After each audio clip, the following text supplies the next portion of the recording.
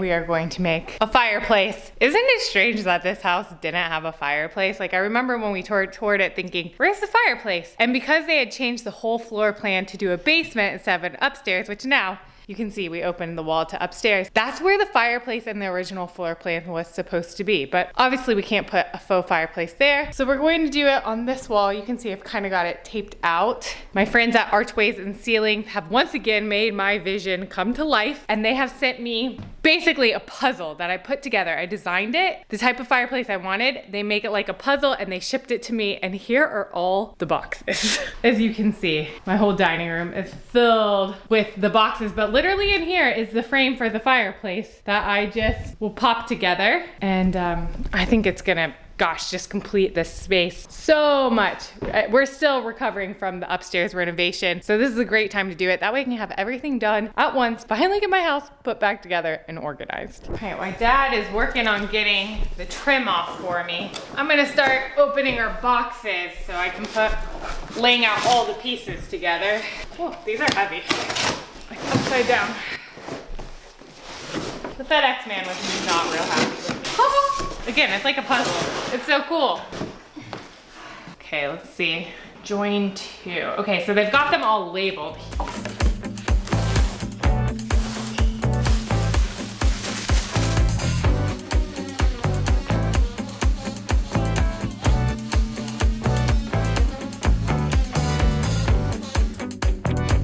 Okay, I've got it all unpacked. This is all the pieces that it came in. It's pretty cool because each of them are labeled and they really make it kind of foolproof. All right, let me go ahead and show y'all how easy Archways and Ceilings has made this for me. It's a puzzle that I'm about to put together. We're starting with the fireplace legs and I've got all the pieces laid out and I'm just simply following their instructions and putting it together. Let's see how this goes. Got a fireplace leg right here, sticking it onto the base. It's helpful to have 2 hands, but my dad literally just went to Home Depot, so we're gonna do this against the wall.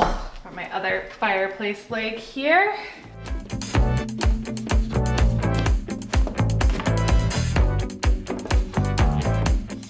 You know I got nails right now. These nails aren't gonna make it through this project. I'll tell you that. They will not make it through this project. On the side like that. And then we'll fasten them together with screws. That's the other thing my dad was getting for me at Home Depot. Some more screws. So this is the right side of the fireplace. See how it just pushes together and then we'll screw it on. But that's pretty much the placement of it right there.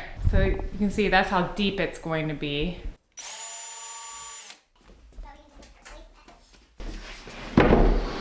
It should line up right with where I marked it. If my measurements were accurate. Oh, baby. I think I did pretty good. I think you did real good. Should we go ahead and clean it up? Or go ahead and keep doing that while it charges? Or is that gonna be the way? This is gonna be awesome. Isn't it just so strange, like they didn't put a fireplace in this house? Yeah. But they took out the original fireplace to account for the stairs. Originally there was a fireplace on this back wall if you look at the floor plan. Oh really? Yeah, and then because they wanted to finish the basement and not the upstairs, they got rid of that so that they could put the back staircase. Okay, so now where's the middle box? The next piece is this middle header. Box. So I think we build this first. Okay, where is it? Right over here. You ready?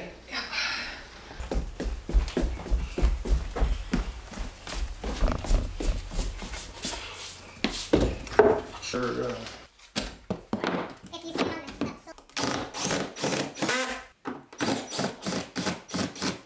That's okay. I mean, now that you've got it up there, I can go back and add. Just the initial getting it up there was the... Okay, I just gotta move this one.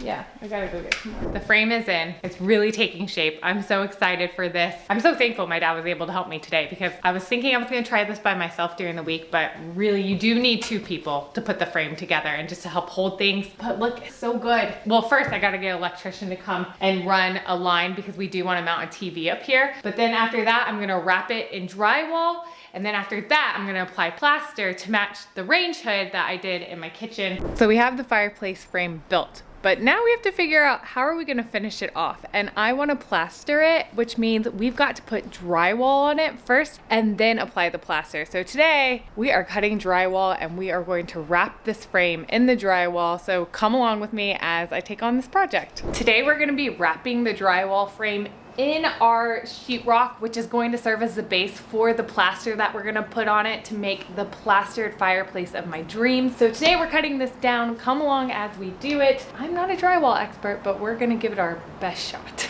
So to make sure that we get some straight cuts, I've got a straight edge, seeing my laser level, and we're going to make the mark and then we're gonna cut it. It's a little bit of a puzzle piece because I'm trying to make sure that I get the most out of my cuts with the drywall. And then we're gonna simply put it onto the frame and hopefully it can't be that hard, right?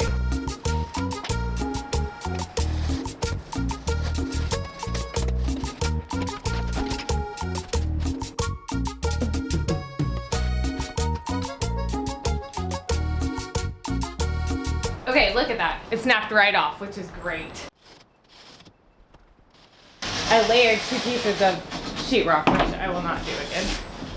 Okay, now I'm gonna kind of want to come from underneath it.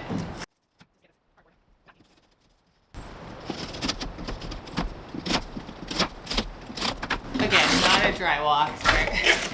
Just trying my best. It's not the cleanest, but it's okay. I could have snapped it and made it probably a little bit cleaner. That's okay. If I'm being honest, I'm hella proud of myself right now. I cut all that drywall. It took me a second to get kind of in the groove of it, but the pieces are gonna fit perfectly. So just kind of like I put the frame together like a puzzle, I pre-cut all of the drywall and we're gonna just put it on like a puzzle again. As I was cutting everything, I went ahead and labeled like where it was so that I can just stick it all on. Look at this cut. Bam, money.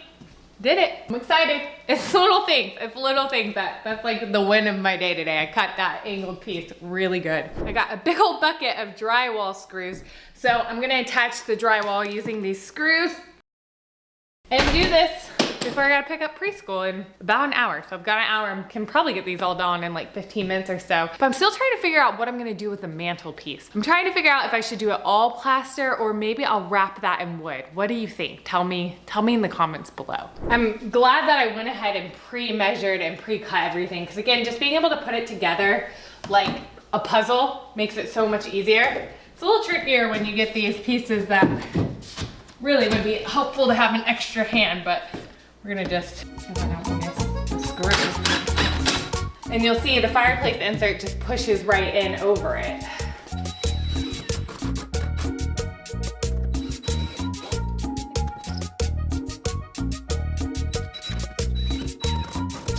I have all sorts of things to say about it. And the drywall, everything with drywall just makes things just come to life. This one I cut a little bit short, but that's gonna be okay because I'm rounding the corners, so my corner bead, I'll just cut another little piece and then my corner bead will kind of make up for, I might just cut a little piece, but my corner bead, my corner round will make up for this area that I kind of messed up a little bit.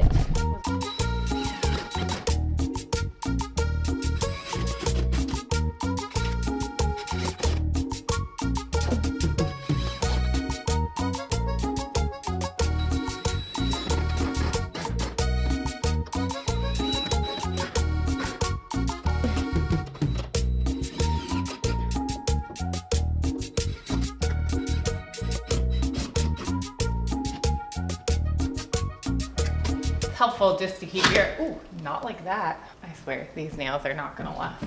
I got my big nails taken off, but I still got, yeah, I'm gonna break that, just broke it.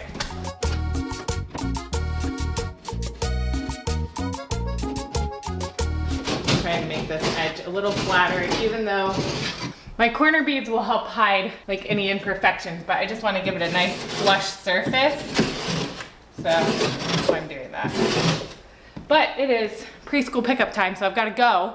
I'm gonna have my husband help me lift up this higher piece, and then we will drywall mud it, put on the corner beads, and then we're gonna start doing the plaster. Welcome back. We are doing all the prep work now to get the fireplace ready to mud. I put on all the sheetrock. I'm pretty proud of myself. It came together like a nice puzzle piece. I've now just taped everything off so that I don't get my walls messy or the mantle messy. And we're going to be adding some corner beads so that we can give this fireplace rounded edges. I'm really excited about that. The rest of our house has rounded edges, so making it all uniform is going to be great. It's very simple. I just cut the corner beads. They're these round quarter beads. I bought them at Home Depot. So you see it's got like a very rounded edge that I'll pop on. Let's see how I did with my cut. See if I did it correctly. Hopefully I did, or I'm going back to Home Depot. Oh, look at that, baby. Perfect fit. So we're just gonna use the spray adhesive to put those on. Need to get a mask while I do that. I tried to nail corner beads in the past and it really didn't go well. So we're just gonna use the spray adhesive and we're gonna get going on that. Let me go grab a mask because that stuff's kind of stinky. I don't wanna inhale it. And we're gonna get started.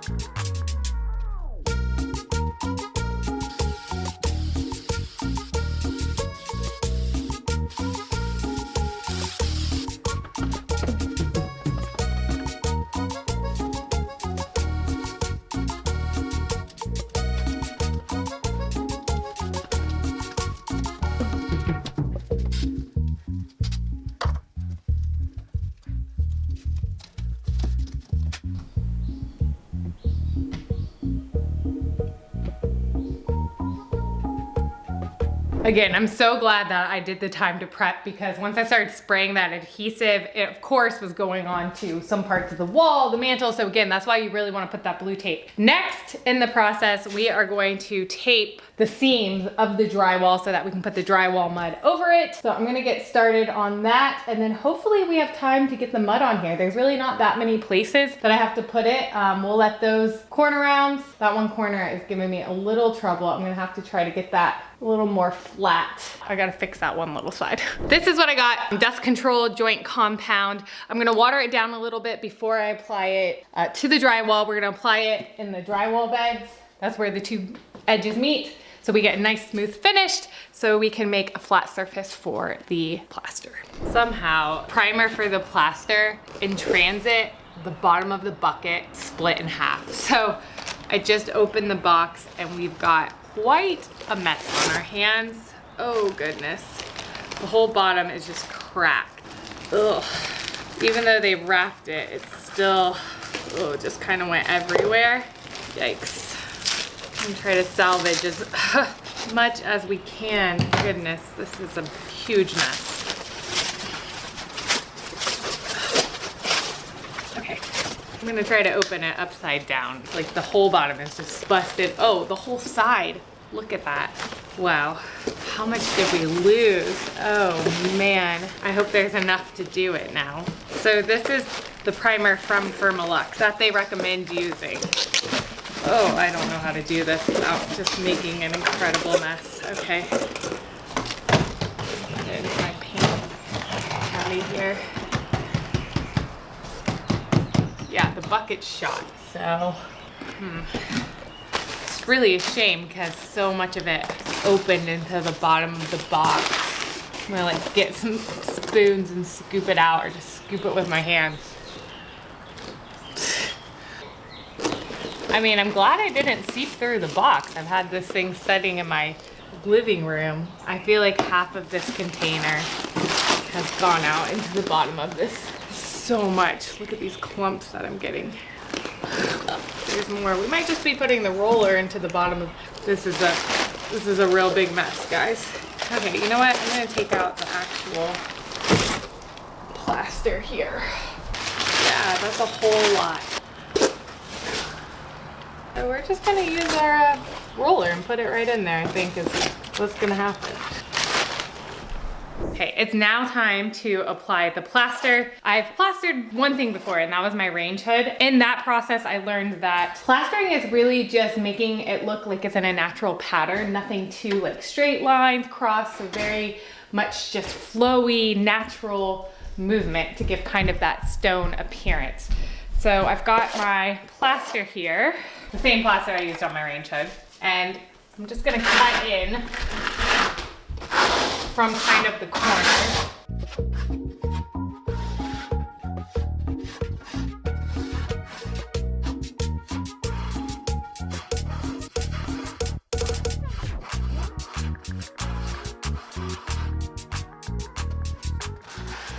little heavy-handed. I ordered 2 gallons of plaster, and this is definitely gonna take all 2 gallons.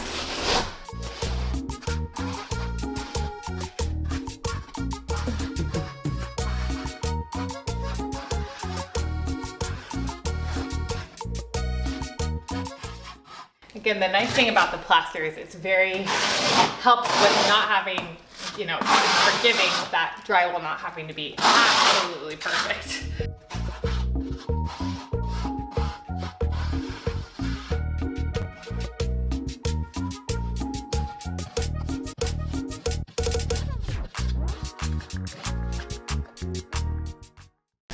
I'm finally done with the plaster. It's turning out so great. All in all, I would say that it took me about 2 hours to do the initial coat of plaster. This is about a little less than 70 square feet. It took almost the full 2 gallons of plaster that I ordered. Then I just went over it with a second coat, kind of like a skipping coat, just to fill in any areas that were uneven or needed a little bit more coverage.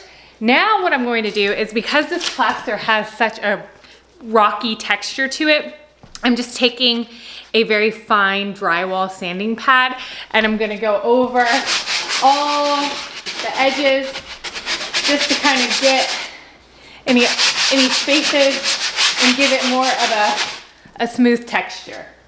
Just a nice feel to, like right now if you touch it, it's like, ooh, rocky, but I just want it to feel nice and smooth if you do touch it. So we're gonna get started on that.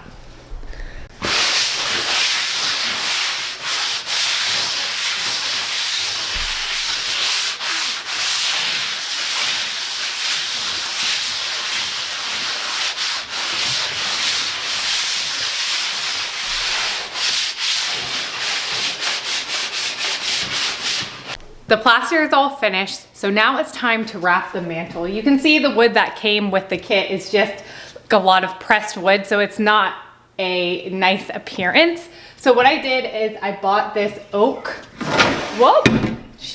board from Home Depot, and I'm gonna wrap it in this oak and then stain it.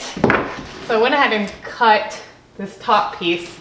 We're gonna nail it down using my brad nailer, and then we'll cut the other pieces to make it. I finished the mantle. I'm really proud of myself on this project, guys. I've challenged myself to learn some new skills. I didn't really know how to cut angles before. I really limited to myself to projects that were just like straight cuts. So cutting these angles, joining them together is a new skill that I learned on this project. And now I feel like it's opened my world to so many other potential building projects. So now that the mantle's here, I have cleaned it with a tack cloth after slightly sanding it down, and we're gonna be staining it. I am choosing, this is just a test piece of wood that I stained just to make sure I like the stain. We are going to be using Flagstone by Varathane, and you'll see it's just gonna give it a little more of a rich, deeper wood tone to match some of the other wood tones that I have going on in the house, like the beams, the range hood front. So that's what it is. So we're gonna go ahead and get this on. It's gonna be fairly simple, and then we're done.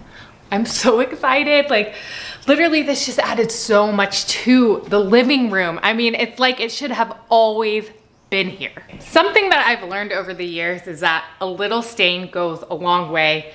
I'm kind of mortified by some of my early staining projects. If I went back and looked, way too heavy. So in order to apply the stain, I've got this little foam brush. I already tested some of it, and I've got another little staining pad, and I'm just gonna go smoothly. You know what? We're gonna start at the top. You've noticed that I've now got the opposite blue tape. Before we had it on the mantle, and now I've got it protecting.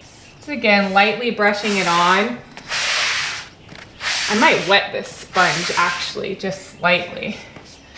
I think I'm gonna do that. I think I'm gonna lightly wet this sponge because I don't want it too heavy. This is dark, and it's about as dark as I would want it to be. So let's wet my other sponge. Ooh, and I don't want it to get on my, again, that's why you put the blue tape there. Everyone has different approaches for staining. This is just what I found works well for me. I like now I might have gotten that one little sponge a little too wet. So again, you just want it damp. But I kind of have found this approach works well for me. Just the And you definitely want to go in the direction of the grain. A few of these pieces I realized I kind of did the grain in different directions, but it'll be okay. So again, my past staining projects, some of my first ones, I realized I did it way too dark because you couldn't even see the wood grain coming through. So you want just enough to cover it, but not too much to where you don't see any of the wood grain. I'm loving how this is turning out. Oh my gosh, it's gonna look so good. I'm so glad I decided to do the wood mantle because I was thinking about just doing it all plaster. But I think this wood is definitely adding some dimension, adding some character, and kind of, again, ties into some of the other wood tones that we got going on in the house. In order to protect the mantle, we're going to use a clear polyacrylic top coat. This is just gonna help keep the wood protected. It's very durable, it dries clear, and then it will allow, you know, like, I don't know, if I need to wipe it down or something, it won't take the stain off. So we're gonna apply that now that the stain has dried. Just a very thin layer is all you need of this as well. I mean, this is it. This is the last step. I could not be more thrilled with how this has turned out. And I can't wait to share it all with you guys. Are you ready for the big reveal?